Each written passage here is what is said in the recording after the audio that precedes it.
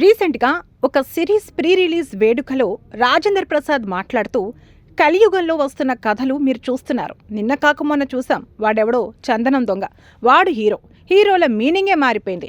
నాకున్న అదృష్టం ఏంటంటే నేను 48 సంవత్సరాలుగా సమాజంలో మన చుట్టూ ఉన్నటువంటి క్యారెక్టర్స్తో డిఫరెంట్ హీరో అనిపించుకున్నాను అని రాజేంద్ర ప్రసాద్ చెప్పుకొచ్చారు.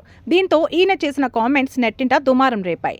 కాగా పుష్ప 2 మూవీని ఉద్దేశించే నటకిరీటి ఈ కామెంట్స్ చేసినట్లు నెటిజన్లు కామెంట్స్ చేస్తున్నారు.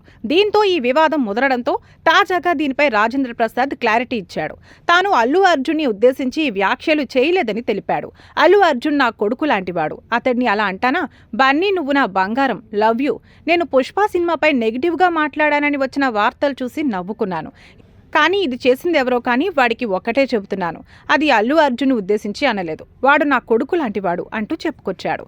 ప్రస్తుతం ఈ కామెంట్స్ సోషల్ మీడియాలో తెగ వైరల్గా మారగా కవరింగ్ మామూలుగా లేదుగా అంటూ నెటిజన్లు కామెంట్లు చేస్తున్నారు.